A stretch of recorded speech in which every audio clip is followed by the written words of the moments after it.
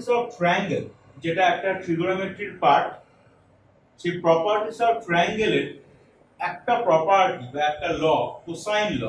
এই কোসাইন লটাকে আমরা ভেক্টরের ল দিয়ে প্রুফ করব।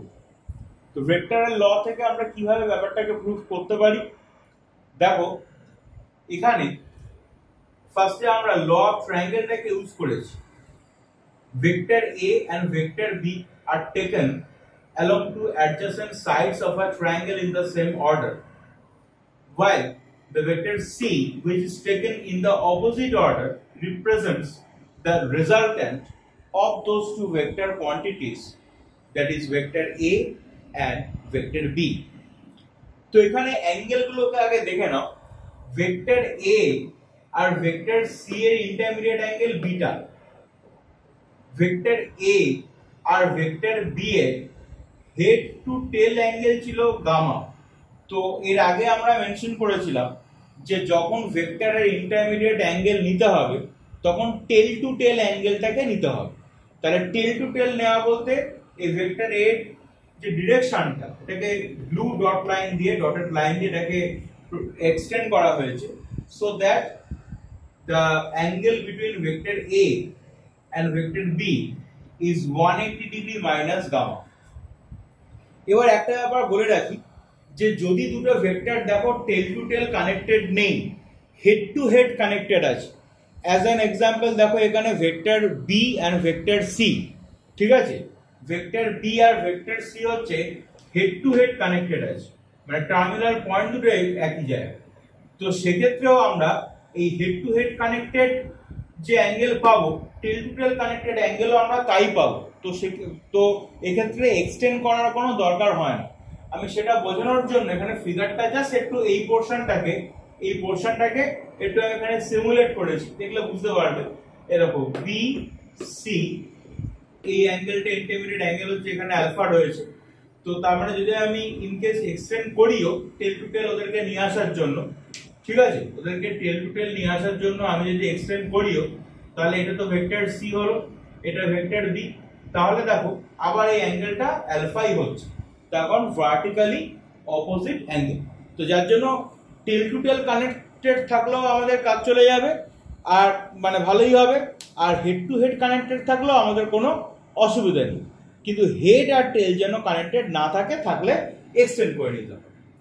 তো যাকে, তো এখন কোসাইন লটাকে যেটাকে আমরা এখানে প্রুফ করতে চাইছি, সেখানে দেখো কি করা হয়েছে। তাহলে কোসাইন ল এটা আমরা প্রুফ করব। এখানে আমি একটা পার্ট আমি লিখিনি, এটা নিজেরা যখন এক্সামে করবে লিখে নেবে, জাস্ট একটা সেন্টেন্স যে from the law of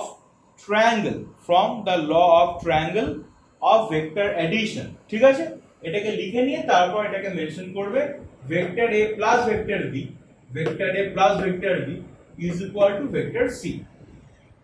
second যে লাইনটা আছে এখানে দেখো বোথ সাইডে C ভেক্টর দিয়ে ডট প্রোডাক্ট করা হয়েছে। দেখো C ডট, দেখো C ডট, ঠিক আছে, C ডট তারপর A plus B, মানে vector A plus vector B is equal to C dot vector C. তাহলে এবার C এর জায়গাতে আবার vector A plus vector B replace করা হয়েছে, কেন বুঝতেই পারছো।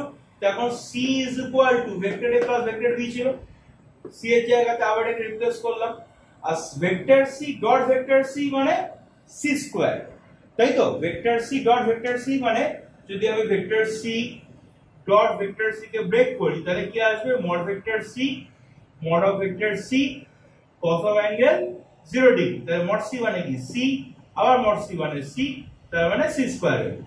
ঠিক সেরকম ভাবে C vector dot C vector C square, A vector dot A vector A square, B vector dot B vector হচ্ছে B স্কয়ার।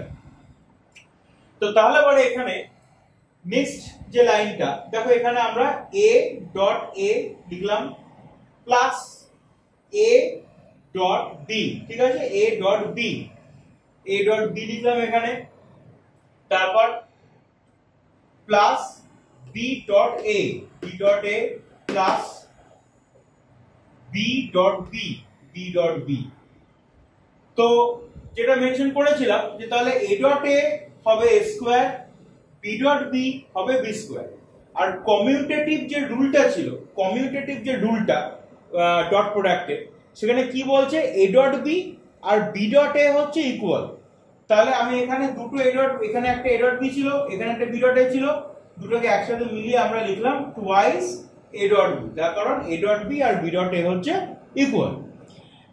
পরের লাইনে এসে a স্কয়ার b স্কয়ার থাকলো যেরকম থাকার, প্লাস a ডট b টাকে আমরা ব্রেক করেছি, দেখো mod a into mod b into cos of angle 180 degree minus gamma. তার কারণ এর আগে আমরা একদম বিগিনিং এই বলেছি ভেক্টর a আর ভেক্টর b এর intermediate angle 180 degree minus gamma.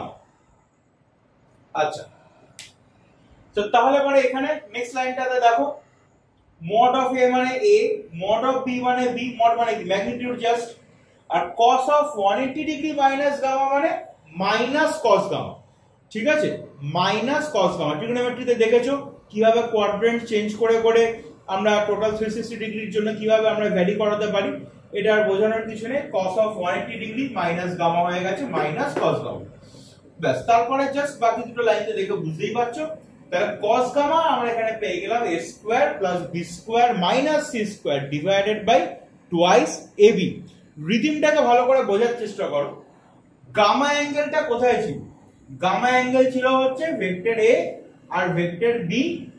ঠিক আছে, যে ট্রায়াঙ্গেলটা যেটা নিয়েছিলাম সেই ট্রায়াঙ্গেলের ভেক্টর a আর ভেক্টর b এর ইন্টারমিডিয়েট অ্যাঙ্গেল, মানে হেড আর টেলের ইন্টারমিডিয়েট অ্যাঙ্গেল। তো সেখানে তাহলে কিরকম আসছে? তাহলে গামার দুপাশে যে দুটো সাইড রয়েছে তাদের স্কোয়ারের সামেল মাইনাস গামার অপোজিট দিকে যে সাইডটা রয়েছে মানে সি, তাহলে মাইনাস সি স্কয়ার হবে ডিভাইডেড বাই টুয়াইস এবি, মানে টুয়াইস প্রথম যে দুটো রয়েছে তাদের প্রোডাক্ট হচ্ছে। তার আমাকে কিন্তু এখানে যে আমি যে প্রুফটা দেখাচ্ছি এটা এক্সামে এলে পরে হচ্ছে তোমাকে ম্যাক্সিমাম 4 মার্কস দেবে। এই ক্যালকুলেশনের জন্য 3 মার্কস আর এই ফিগার ড্রয়িং এর জন্য হচ্ছে 1 মার্ক দেবে। ঠিক আছে, তো টোটাল হচ্ছে তোমাকে 4 মার্কস দেবে।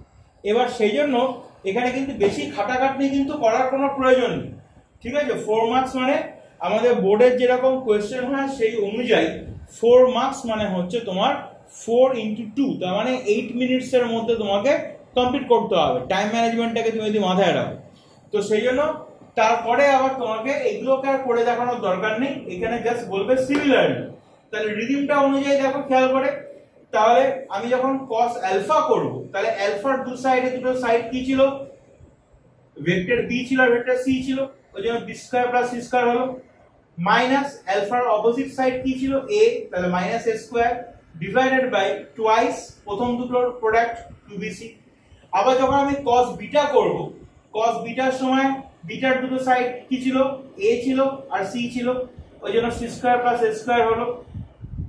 ঠিক আছে, তারপর হচ্ছে বিটার অপোজিট সাইড কি ছিল? b, ওই জন্য মাইনাস b স্কয়ার হলো ডিভাইডেড বাই 2ca। তো এখানে যেহেতু আমরা কোসাইনের